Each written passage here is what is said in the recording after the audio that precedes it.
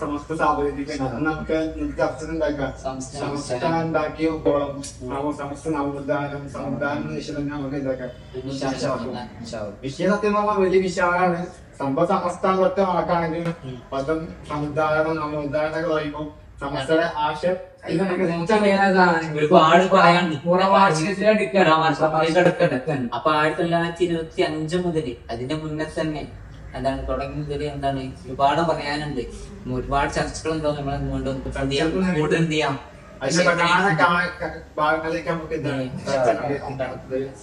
അൽഹംദുലില്ലാ നമ്മള് സമസ്തകളുടെ ജമിയത്തുൽ ഉലമയുടെ ആളുകളായിക്കൊണ്ട് തന്നെ അതിൽ 100ാം വാർഷികം നമ്മൾ ആഘോഷിക്കുക. ഇന്നിപ്പോ കുറെ ആൾക്കാരാണല്ലേ ഒന്നിക്ക് രണ്ടാക്കും അറിയാം. ബാക്കിയുള്ള ആൾക്കാരൊക്കെ അത് ഞങ്ങളെ സംഘടനയാണ്, ഞങ്ങളാണ് 100ാം വാർഷികം ആഘോഷിക്കാൻ കൂടുതൽ താല്പര്യം ആൾക്കാർക്കൊക്കെ പറഞ്ഞിട്ട് ഓല് കൊണ്ടടക്കുന്നുണ്ട്. അപ്പൊ ശരിക്കും എന്താണ് നമ്മളാണ് നമ്മളെ സിറാത്തുൽ മുസ്തഖീമായ പാത.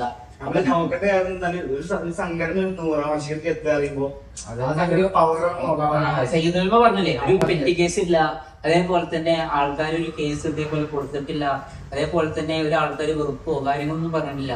ഇങ്ങനെ ഒരു 100 കൊല്ലം ഒരു സംഘടന ഇന്നത്തെ കാലത്തും അതുപോലെ തന്നെ കൊണ്ടുപോകണമെന്നുണ്ടെങ്കിൽ ഇന്നത്തെ കാലത്ത് സംഘടനക്ക് ഒരുപാട് വിമർശനങ്ങളും കാര്യങ്ങളും ഒക്കെ കുത്തിരുന്ന കാര്യങ്ങളാണ്.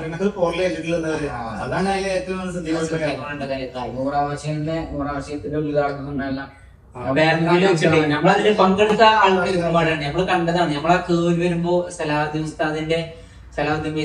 ഉസ്താദിന്റെ ആ ഒരു സ്വാഗത പ്രഭാഷണം നമ്മളെ കോരി തിരിപ്പിക്കുന്ന ഒരു പ്രഭാഷണം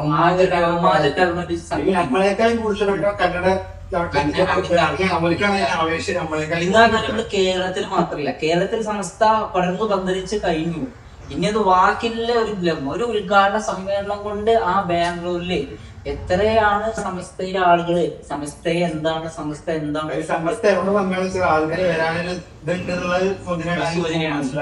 നമുക്ക് കാണാം. അതായത് നമ്മൾ ഇനി അടുത്ത കൊല്ലം കൊണിയല് വെച്ചിട്ട് ഒരു ചരിത്ര സംഭവം തന്നെ ആക്കാരം. അല്ലെങ്കിൽ നമ്മൾ പങ്കെടുക്കാനും നമ്മളതിന്റെ ആളുകളായി തീരുമ്പോ നമുക്ക് ഒരുപാട് നേട്ടങ്ങളാണ് അതുകൊണ്ട് ഉണ്ടാവുന്നത്. അതേപോലെ തന്നെ ഇതൊക്കെ നമ്മൾ സമസ്തയുടെ ഉപസംഘടനകള് ആ SKSF-ന്റെ കീഴിലൊക്കെ നമ്മൾ ആലോചിച്ച് നോക്കിയും 19 സംഘടനകളുണ്ട്. കാലത്തിനനുസരിച്ചിട്ട് ഇങ്ങനെ നിർത്തിയാണ്. പക്ഷെ പാരമ്പര്യം മാറ്റില്ല. താല്പര്യം മാറുന്നുണ്ടെങ്കിലും പാരമ്പര്യമായിട്ട് പോണ ഏറ്റവും നമ്മള് ശ്രദ്ധിക്കേണ്ട കാര്യം അതാണ് നമ്മളെ പ്രമേയത്തിന്റെ 100ാം വാർഷികത്തിന്റെ ആദർശ വിശുദ്ധിയുടെ നൂറ്റാണ്ടിലൂടെ എന്നാണ് നമ്മള് പറയണത്.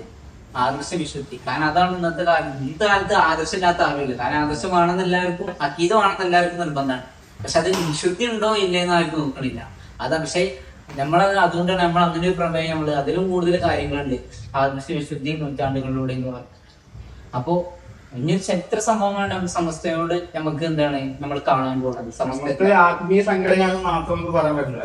കാരണം സംസ്ഥയുടെ ഓരോ പ്രവർത്തനങ്ങളും വിദ്യാഭ്യാസപരമായിട്ട് അംശമാണ്. അതായത് ഒരു കാലത്ത് ഇവിടുത്തെ ഇപ്പൊ നമ്മളെ കേരളത്തിലേക്ക് ഇസ്ലാം ലഭിച്ച സംഭവം നമുക്കറിയാം. അതിൽ ഇസ്ലാമിന്റെ ഒരു പൈതൃകം കണ്ടാണ് നമുക്ക് ജനങ്ങൾ അവിടെ ഇസ്ലാം ധരിക്കാൻ കാരണം. ഇപ്പൊ നമ്മുടെ ഇന്ത്യയിൽ തന്നെ ഇപ്പൊ ഇന്ത്യയിലാണ് ആദ്യമായി ഇസ്ലാം ഇന്ത്യയിൽ തന്നെ കേരളത്തിലാണ് ആദ്യമായി അതായത് 19ാം നൂറ്റാണ്ട് തുടങ്ങാൻ നിൽക്കുന്ന ആ കാലഘട്ടം. ആ കാലഘട്ടത്തിൽ ഇസ്ലാമിനെതിരെ ഒരുപാട് ആശയങ്ങള് എതിരായി തെറ്റായി വന്നപ്പോ അന്നത്തെ ഉലമാക്കളും ഉമറാക്കളും ഒത്തുചേർന്നിട്ടാണ് ഇങ്ങനെ സമസ്ത രൂപീകരിക്കണം എന്നുള്ള ഒരു ആവശ്യകത ചൂണ്ടിക്കാണിച്ചു.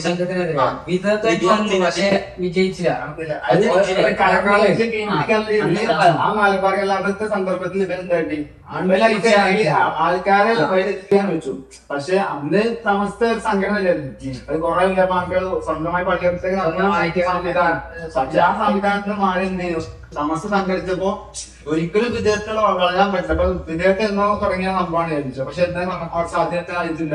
ഇപ്പൊ ഇന്ന് ഇപ്പൊ കേരളത്തിലെ മുസ്ലിം എന്നാരാ സത്യം പറഞ്ഞാൽ അത് സുന്നികളാണ് ഭൂരിപക്ഷം. നമ്മൾ അധികം ഫാത്തിഹയും കാരണം അതായത് ഓരോ ആൾക്കാർക്കും നമുക്കറിയാം. ഇപ്പൊ മറ്റുള്ള ഇപ്പൊ ഒരാൾക്കാർ യാത്രകൾ നമുക്ക് കാണാൻ സാധിക്കും. അവരൊക്കെ പറഞ്ഞ ആൾക്കാം അതായത് അവിടെ സത്യങ്ങൾക്ക് ഒരു ഫാത്തിഹ മഴപ്പാടാക്കിയാണ് ചരിത്രം കേൾക്കും. അതായത് പാർട്ടിയെ മനപ്പാടാക്കി നമ്മളാണ് അവിടുത്തെ അല്ലാമ ഒരു വലിയ പണ്ഡിതനെ അവരെ ശരി വരുമ്പോ നമ്മളെ കേരളത്തിൽ നോക്കിയെങ്കിൽ ഇത്ര 14 മദ്രസ സംവിധാനം അത് സമസ്തകൾ ഉണ്ടായിരുന്നില്ല, വേറെ ആർക്കും സാധിച്ചിട്ടില്ല. അതിലൂടെ സമസ്ത എന്താണ് ദീനെ പ്രചരിപ്പിച്ച് നമുക്ക് മനസ്സിലാക്കണം. അന്ന് നമ്മളെ സംഘടന ഉണ്ടായിട്ടില്ലെങ്കിൽ ഇന്ന് ഒരുപാട് നമ്മുടെ സമൂഹം തന്നെ പല ആളുകളായിട്ട് പല പിളർപ്പുകളായിട്ട് ഉണ്ടാവും നമുക്ക് ഇന്ന് കാണാൻ കഴിയും. ഇതൊക്കെ നമ്മൾ ഒരു കുടക്കീഴിലാക്കിയാണ്ട് എന്താണ് ശരിയായ അഖീദാണ്, ശരിയായ ഇസ്ലാം എന്താണെന്നും കാര്യങ്ങളൊക്കെ നമുക്ക് അയച്ചുകൊണ്ട് അല്ലെങ്കിൽ നമുക്ക് പറയാം. കാരണം നമുക്ക് ഇന്നത്തെ കാലത്തിന് നമുക്ക് പറയാം നമ്മളെ വാഫി സംവിധാനം നമ്മള് അതിന് എന്താണ് നമ്മളെ ഭാഗത്ത് നിന്ന് യോജിച്ചതല്ല, അപ്പൊ എന്തായി അതിനെ കൂടുതലും ഒഴിവാക്കി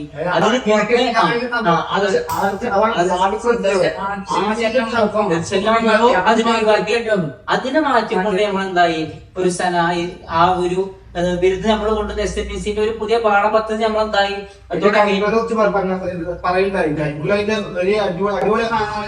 ഇപ്പൊ എന്താ ലോകത്ത് പടർന്നു പന്തലിച്ചു. ഇപ്പൊ ഈ ശ്രമിച്ചിട്ട് എന്തായി ഞങ്ങള് അതിന്റെ PG കാരണം ക്ലാസ് വരുന്നുണ്ടാക്കി പല ആൾക്കാരും പറഞ്ഞു. എത്രത്തോളം വിദ്യാർത്ഥികളുണ്ട്. അതേപോലെ തന്നെ നമ്മളെ ഒരുപാട് കുട്ടികളെ നമ്മളിൽ നിന്ന് വന്നിരുന്നു. അപ്പൊ എന്തായി ഒരേ കുട്ടികള് നേരായ പാത ഇതാണ്. അതേപോലെ ഒരുപാട് രക്ഷിതാക്കളുണ്ട്. ഇന്നത്തെ കാലത്ത് എന്താണ് കൂടുതൽ സ്വയം സമൂഹത്തിൽ കൂടുതൽ എന്താവണം, ഞാനൊരു ഉഷാറാവണം. അതേപോലെ തന്നെ അങ്ങനത്തെ ആൾക്കാരിലെ ഓരോ ഫാമിലിക്കും കുട്ടികളൊക്കെ എന്തായി ഇതിന്ന് വഴി തെറ്റിപ്പോയി.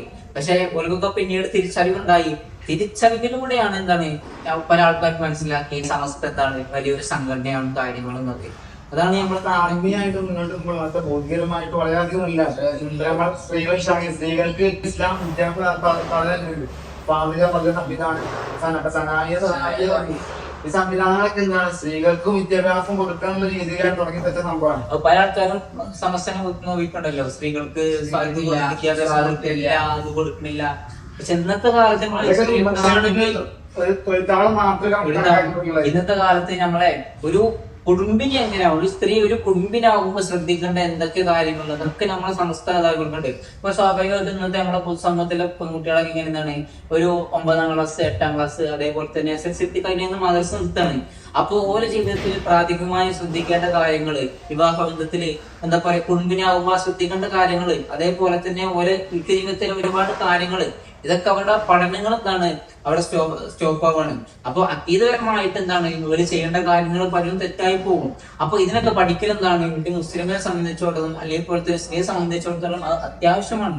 അപ്പൊ എന്താണ് ഇതിനെ കുറിച്ചിട്ട് സമസ്ത ഒരു പാഠ്യ പദ്ധതി ഇന്നത്തെ കാലത്ത് അനുയോജ്യമായ പദ്ധതി അതിന് സമസ്ത ഭൗതികത്തിൽ പിന്നിൽ നിന്നിട്ടില്ല.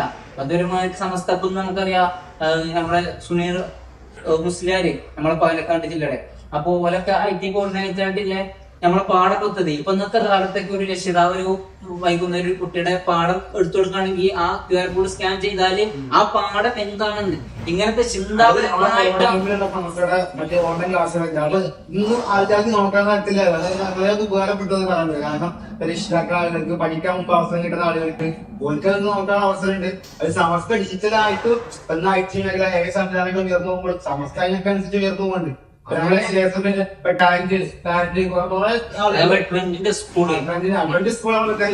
നമുക്ക് ഓരോ കാര്യങ്ങളും എടുത്തു നോക്കുമ്പോൾ നമ്മളെ സംഘടന എവിടെയാണ് പിറകോട്ട് പോയിട്ടില്ലെന്ന് ആൾക്കാർ പറയണം. പക്ഷെ നമുക്കത് തോന്നാറില്ല.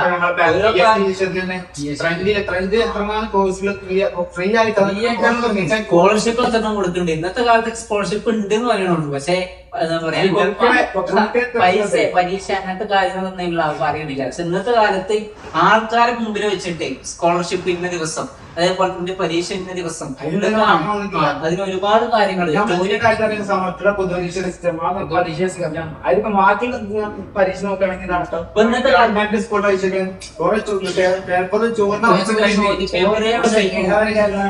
സമസ്ത വിഷയത്തൊക്കെ ഉണ്ടായിട്ടില്ല. അത് കാരണം എന്താണെന്ന് മനസ്സിലാക്കണം. വിമർശിന്റെ ഒരു അച്ഛൻ്റെ ഇല്ലാതെ സാഹചര്യം ഉണ്ടാവും. നമ്മളെ അടിത്തറ അതായത് വരക്കമില്ലപ്പോ നമ്മൾ അവിടെ ദ്വാ ചെയ്തു. ഈ ഖിയാമത്ത് വരെ ഈ സംഘടന എന്താണ് ഇമാം മഹദിയുടെ പറയുന്നുണ്ട്. ഈ സമസ്തനെ എതിർക്കാൻ വരുന്ന ആരാണെങ്കിലും എന്താണ് അതുകൊണ്ട് കാര്യം പോവില്ല. സമസ്ത സംവിധാനമാണ്. അതിന് എന്തെല്ലാം കാര്യം അപ്പൊ നമുക്ക് മനസ്സിലാവുന്നുണ്ട്. അത് ഓരോ സംഭവം സമസ്ത എടുക്കുന്ന നിലപാട് അത് സമയത്തിന്റെ മുഖ്യമന്ത്രിയുടെ മുൻപേ അത് ആരാണ് കാണിച്ചത്? സതീശൻ പോലും പറഞ്ഞു സതീഷ് പ്രതിപക്ഷ നേതാവ് ഞങ്ങളും പാടെ അങ്ങനെ എന്താണ് മുഖ്യമന്ത്രിയുടെ മുമ്പിൽ അങ്ങനെ ഞങ്ങൾ പറയലില്ല. ആ ഒരു കാര്യം പോലും നിങ്ങളെ സീറ്റിലും അങ്ങനെ പറയുന്നുണ്ടെങ്കിൽ ഇന്നത്തെ കാലത്ത് പ്രശ്നങ്ങൾ കലുഷിതമായ കാലത്ത് എങ്ങനെ ഒരു സംഘടനയെ നയിക്കണം, സമുദായത്തെ എങ്ങനെ നയിക്കണം. ഇപ്പൊ നമുക്കറിയാം മാതൃപ്രവർത്തകരൊക്കെ ഒരുപാട് പ്രശ്നങ്ങൾ ഉണ്ടാക്കാൻ മാറ്റണം, തങ്ങൾക്കെതിരെ വന്നിട്ടില്ല. കാരണം ഒരു മീഡിയയുടെ മുമ്പിൽ എത്തിയില്ല, നമ്മളെ തങ്ങൾ ഇന്നേ വരെ തോറ്റിട്ടില്ല. എങ്ങനെയാണ് ഒരു മനുഷ്യന് മറുപടി കൊടുക്കേണ്ടത് അതേപോലെ തന്നെ മറുപടി കൊടുത്തിട്ടുണ്ട്. ആരൊക്കെ ഞങ്ങളെ വ്യതിചരിച്ച് പോയിട്ടുണ്ടോ ഓരോ അതിന് മാറ്റിരുത്തിയിട്ടുണ്ട്. ആ ഒരു മാറ്റിരുത്തിണ്ടായപ്പോ പിന്നെ അവർക്ക് തിരിച്ചറിവുണ്ടായപ്പോ എടുക്കുകയും ചെയ്തിട്ടുണ്ട്. ഒരാളെ വിമർശനാത്മകമായി അതേപോലെ തന്നെ പരിഹസിക്കാനോ സമൂഹത്തിൽ വെച്ചിട്ട് അപമാനപ്പെടുത്താനോ ആരും ഉദ്ദേശിച്ചിട്ടില്ല. സംസ്ഥയിൽ അടിവര വെച്ച കാര്യങ്ങള് അതിനെതിരെ ആരെങ്കിലും തിരുത്താനോ അല്ലെങ്കിൽ അത് ശരിയല്ല എന്ന് പറയാനോ വരുമ്പോ അതിനെതിരെ നമ്മള് അത് തിരുത്തി കൊടുക്കാനാണ് എന്താണ് നമ്മളെ സംഘടന വളരെയധികം ശ്രദ്ധിക്കണത്. മുസ്ലിം സംഘടന എന്ന് പറയുമ്പോൾ നമ്മൾ ആദ്യം ഓടിയിട്ട് എന്താണ് സമസ്തകളിൽ. കാരണം മുസ്ലിങ്ങൾക്ക് ഒരു ആവശ്യം ആണെങ്കിലും സമസ്തയാണ് അതിന്റെ ഇടപെടലിൽ കൂടുതൽ നടത്തുന്നതാണ് മുഖ്യമന്ത്രി.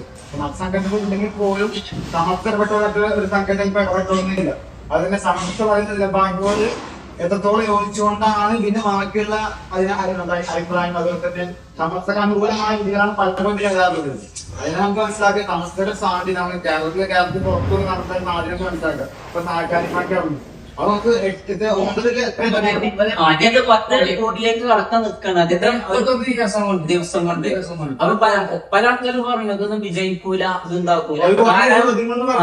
നമുക്കറിയാം ഒരുപാട് പ്രളയത്തിന് ഉണ്ടാകുമ്പോൾ ഒരുപാട് ഫണ്ടുകളുടെ പിരിവ് നമ്മൾ നടന്നു. ആ ഫണ്ടൊക്കെ എന്ത് കാട്ടിയിരുന്നില്ല. ഇത് അങ്ങനെയല്ല. ഇത് നമ്മൾ ഇന്ന പരിപാടി തുടങ്ങാൻ ഒക്കെ വെച്ച് ജനങ്ങളെ മുമ്പിൽ നിരത്തി കൊടുത്തിട്ടാണ് നമ്മൾ എന്ത് ചെയ്യണത്. അപ്പം കഴിഞ്ഞ ആൾക്കാരെ വിശ്വസിച്ചു എന്നുള്ളതാണ് ഏറ്റവും വലിയ അതേപോലെ തന്നെ അതുകൊണ്ടാണോ നമ്മൾ യൂണിവേഴ്സിറ്റിയുള്ള കാലം ഇപ്പോ നമ്മൾ ഉസ്താദന്മാരോ ഈ മദ്രസ പഠിക്കുന്ന ഒരിക്കലും ഒരു സമരമായിട്ട് മുന്നോട്ട് വന്നില്ല. ശമ്പളം കിട്ടുന്ന എത്ര ആൾക്കാരുണ്ട് പെൻഷൻ മുടങ്ങി കിടക്കുന്നത്. അതേപോലെ തന്നെ സംവിധാനം അതിൽ പോയിട്ടുള്ളൂ. തുടങ്ങിയ സംവിധാനം അത് പൂർണ്ണമായിട്ട് ഉത്തരവാദിത്വം നിർവഹിക്കാൻ സമസ്തകൾ അയച്ചിട്ടുള്ളതാണ്. ഇപ്പൊ നമ്മള് ഗവൺമെന്റ് സ്കൂളുകൾ നോക്കി കഴിഞ്ഞാൽ 4000 ഗവൺമെന്റ് സ്കൂളുകൾ നോക്കുമോ. പക്ഷേ സമസ്തക്കാണെങ്കിൽ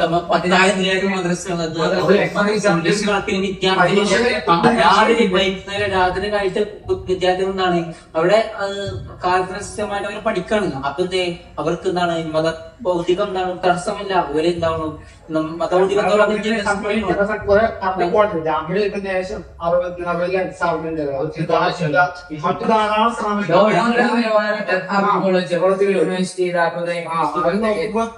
ഭൗതികമായിട്ടും പിന്നെ ഞങ്ങളെ ഏറ്റവും വലിയ ഒരു സവിശേഷത എന്ന് പറഞ്ഞാല് ഞങ്ങളെ സംഘടനയുടെ കീഴിൽ ഒരുപാട് ഉപസംഘടനകൾ. ആ ഉപസംഘടനകൾക്ക് കീഴിൽ തന്നെ ഒരുപാട് SKSF സംബന്ധിച്ചിടത്തോളം 18-19 കൂടുതൽ അറിയിക്കുമ്പോൾ പുറത്തി പോരുന്ന ഒരു വിദ്യാർത്ഥി പടയാണ് നമ്മള്. ഇന്നത്തെ കാലത്ത് നമുക്കറിയാം ഒരു ഇംഗ്ലീഷ് പ്രൊഫസറൊക്കെ നമ്മളോട് ബാധിക്കും വന്നപ്പോ ഒരു ഇംഗ്ലീഷ് പ്രൊഫസറിനോടൊക്കെ നമ്മള് എന്താണ് ഇരുത്തി കൊടുത്തിട്ട് നമ്മളെ ആൾക്കാർ പോലൊക്കെ നമ്മളെ സമൂഹത്തിലേക്ക് വളർത്തിക്കൊടുത്തത് നമ്മളെ സംഘടനകൾക്ക് അത് അഭിനയത്തോടുള്ള തിരുത്തലായിരുന്നു. അതാണ് നമ്മളെ സവിശേഷത. കാരണം ആൾക്കാരിനെ ഏറ്റെടുത്തോണ്ടാണല്ലോ നമ്മുടെ കേരളത്തില് എന്താ പറയാ സമ്മേളനം നടത്താൻ പോലും സ്ഥലം ആൾക്കാർക്ക് എന്താണ് കണ്ടെത്താൻ കഴിയത്തില്ല. അതുകൊണ്ടാണ് നമ്മൾ ഉദ്ഘാടന സമ്മേളനം പോലും മാറ്റിയത്. പിന്നെ നമ്മള് എല്ലാവർക്കും അതൊരു പ്രയാസമാവും എന്നൊക്കെ കരുതിയിട്ടാണ് എന്താണ് പിന്നെയും അത് നമ്മളെ കേരളത്തിലേക്ക് കൊണ്ടുവന്ന് അതിന് എത്ര ഏക്കർ കണക്കിന് സ്ഥലം ഒരു ഹാജി ഇബ്രാഹിം ഹാജി അതിന് ഏക്കർ കണക്കിന് സ്ഥലം നമ്മളെ കൊടുത്ത് ഇതൊരു വലിയ ചരിത്ര സംഭവമാകാൻ പോകുന്നത്. അപ്പൊ ഒരു ചരിത്ര സംഭവം നിങ്ങൾ വരുന്ന സമ്മേളനത്തിലേക്ക് വരും നമ്മൾ ഒരു നേതാവ് എന്ന് പറഞ്ഞാൽ അതിന് വേണ്ടിയിട്ടുള്ള ഒരുപാട് പ്രവർത്തനങ്ങൾ എത്രയോ മാസങ്ങൾ മുമ്പ് തന്നെ നമ്മൾ ഉണ്ടാവും കൂടുതൽ ഇതാക്കും. അതിനെ പോലെ തന്നെ നമ്മളെ ഉസ്താദുമാര് നമ്മളെ SKSD-യുടെ വിദ്യാർത്ഥികള് SKSF-ന്റെ ചെറിയ കുട്ടികള് അങ്ങനെ ഒരുപാട് ഒരു പടയാണ് മഴക്കാലത്തും എല്ലാ പ്രവർത്തനങ്ങൾക്കും സമസ്തക്ക് വേണ്ടി ഒഴുകുന്ന ഒരു വിഭാഗം ആളുകള് അവരെ വയനാട്ടിൽ വിഷയത്തിലാണെങ്കിലും